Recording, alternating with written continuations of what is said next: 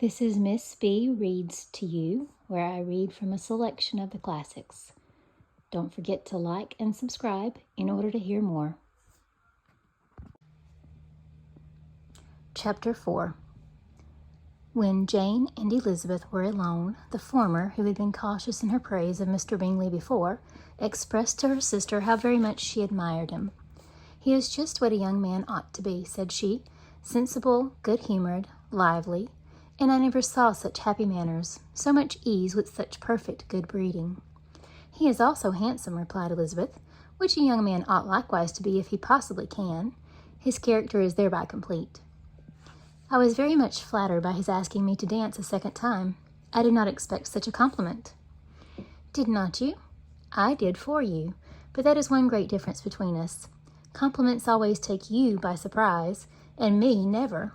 What could be more natural than his asking you again? He could not help seeing that you were about 5 times as pretty as every other woman in the room.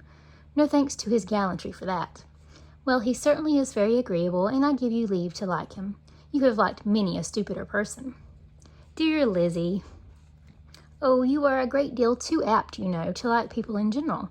You never see a fault in anybody. All the world are good and agreeable in your eyes. I never heard you speak ill of a human being in my life." "I would not wish to be hasty in censuring anyone, but I always speak what I think." "I know you do, and it is that which makes me the wonder. With your good sense to be so honestly blind to the follies and nonsense of others. Affectation of candor is common enough. One meets it everywhere, but to be candid without ostentation or design, to take the good of everybody's character and make it still better, and say nothing of the bad, belongs to you alone. And so you like this man's sisters too, do you? Their manners are not equal to his."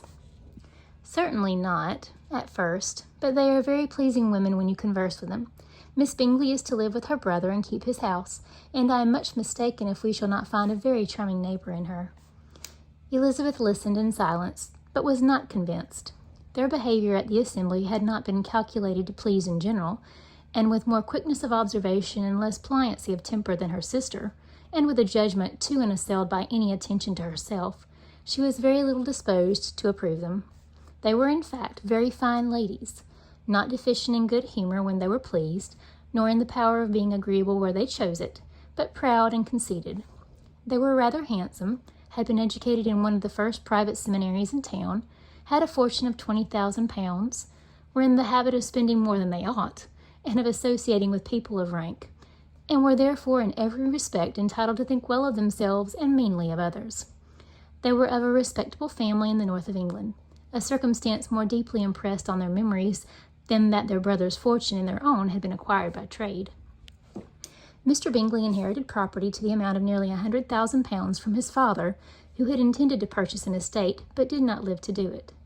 Mr. Bingley intended it likewise, and some time made choice of his country. But as he was now provided with a good house and liberty of a manor, it was doubtful to many of those who best knew the easiness of his temper, whether he might not spend the remainder of his days at Netherfield, and leave the next generation to purchase.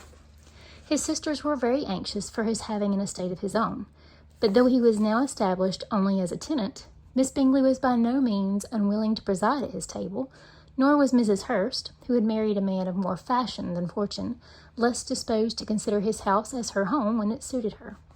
Mr. Bingley had not been of age 2 years when he was tempted by an accidental recommendation to look at Netherfield House. He did look at it and into it for half an hour, was pleased with the situation and the principal rooms, satisfied with what the owner said in its praise, and took it immediately.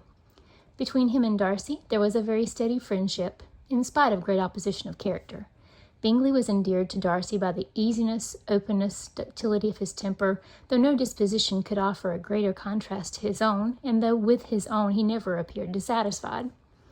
On the strength of Darcy's regard, Bingley had the firmest reliance, and of his judgment the highest opinion. In understanding Darcy was the superior. Bingley was by no means deficient, but Darcy was clever. He was at the same time haughty, reserved, and fastidious, and his manners, though well-bred, were not inviting. In that respect his friend had greatly the advantage. Bingley was sure of being liked wherever he appeared. Darcy was continually giving offence. The manner in which they spoke of the Meryton assembly was sufficiently characteristic. Bingley had never met with pleasanter people or prettier girls in his life. Everybody had been most kind and attentive to him. There had been no formality, no stiffness. He had soon felt acquainted with all the room, and as to Miss Bennet, he could not conceive an angel more beautiful. Darcy, on the contrary, had seen a collection of people in whom there was little beauty and no fashion, for none of whom he had felt the smallest interest, and from none received either attention or pleasure.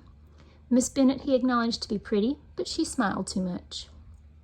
Mrs. Hurst and her sister allowed it to be so, but still they admired her and liked her and pronounced her to be a sweet girl and one whom they would not object to know more of. Miss Bennet was therefore established as a sweet girl, and their brother felt authorized by such commendation to think of her as he chose.